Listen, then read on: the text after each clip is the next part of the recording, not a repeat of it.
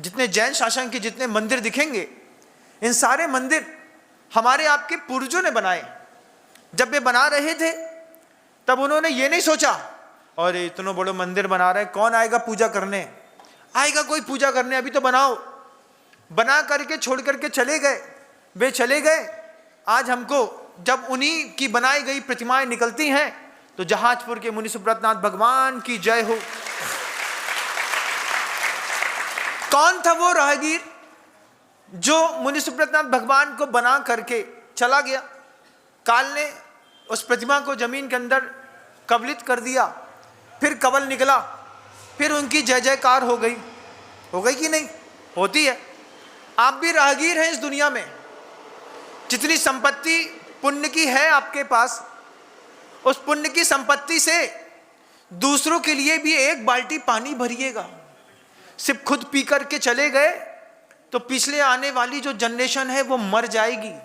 अभी 18,000 साल तक जैन शासन को जिंदा रखना है, उसमें आप एक कड़ी हैं। उस कड़ी में अभी 2,500 साल तक जो प्रवाहमान धर्म था, उस 2,500 साल बाद प्रवाहमान धर्म में 18,000 साल में बीच में हम और आप एक कड़ी हैं। मैंने अपनी मेहनत नहीं करी तो ये कड़ी टूट जाएगी, और आपने अपने दान की संयोजना नहीं बनाई तो भी ये कड़ी टूट जाएगी। और ये कड़ी टूटेगी तो ये 18,000 साल तक जो प्रवाहमान धर्म है ना, ये बीच में रुक जाएगा। लोग बोलेंगे छठवां काल शुरू हो गया। पंचम काल में तो रुकेगा नहीं। आप पानी पी के निकल जाएंगे तो भी कोई पीछे वाला आएगा तो पानी भरेगा। ये प्रवाहमान धर्म हमारे आपकी एक इतनी बड़ी जवाबदारी है कि हमको अपना पानी भी पीना है और दूसरे के लिए भी एक बाल्टी भर करके छोड़ करके जाना है कि पीछे वाला कोई हमारे बाद आएगा, हमारे बाद कोई आएगा, वो इससे धर्म ध्यान करेगा, वो भी एक बाल्टी पानी भरेगा, फिर आगे निकल जाएगा। राहगीर, संसार बहुत बड़ा, ये छोटा सा निमित्त जो हमको आपको जिन धर्म का मिला है ना, इसका प्रयोग करिएगा। आपकी संपत्ति अलग वस्तु। गुरुजी कहते हैं आपकी पुण्य की शक्ति में और आपकी भोग की शक्ति में जमीन आसमान का अंतर है। पुण्य की शक्ति कितनी? पुण्य की शक्ति इतनी महाराज कि एक कमरा भर करके नोट आ सकता है हमारे घर के अंदर, इतनी पुण्य की शक्ति। लेकिन भोग की शक्ति कितनी? भोग तो नहीं पाएंगे। 2 घड़ी एक साथ पहनो, लोग बोलेंगे आइजा माजी सटके लाए। क्या बोलेंगे? 2 घड़ी पहन लो एक साथ महाराज, एक राडो है एक दूसरी बाडो है, दोनों पहन लो, लोग बोलेंगे पगला गया है। 2 ब्रासलेट पहन लो तो भी लोग क्या बोलेंगे? पगला गया है। 2 चैन तो ठीक है, 4-5 पहनो तो लोग बोलेंगे एक नंबर का घमंडी है, सोना दिखा रहा है। तेरे बाप के पास जितना पाए सोना है ना, उतना तो हमारे यहाँ हीरे पड़े हैं। क्या है?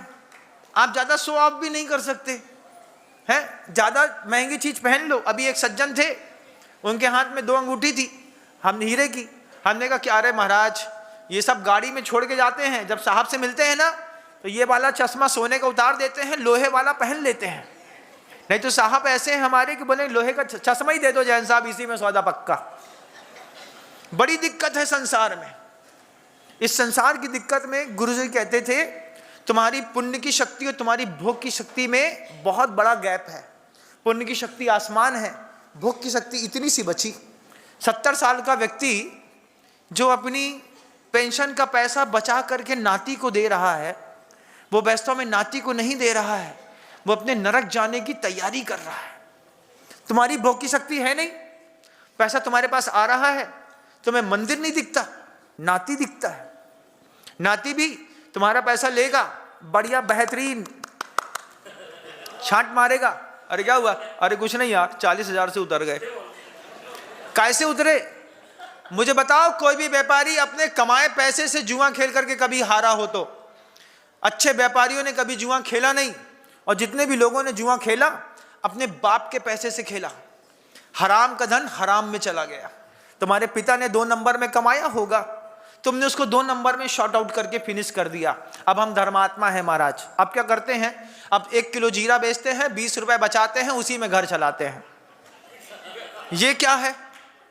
जुआ खेला तुमने, शराब पी तुमने, पत्ते खेले, अश्लीलता करी, बैंकॉक पटाया, घूमने गए, ये सब तुम्हारी खुद की कमाई का कोई पैसा नहीं था, ये तुम्हारे पिता की कमाई की, हराम की कमाई का पैसा था, हराम से आया था, हराम में चला गया।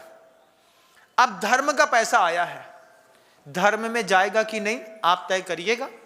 जितनी देर तक मैं आपको उद्बोधन देता रहा, इतनी देर में आपने एक उद्बोधन में संसार भाव और वैराग्य भाव को दोनों को समझा, आपने मुझे शांतिपूर्वक सुना, इसके लिए आपके अंतर्मन को साधुवाद देता हूँ, शब्दों को विराम देता हूँ। गुरुदेव श्री विद्यासागर जी महाराज।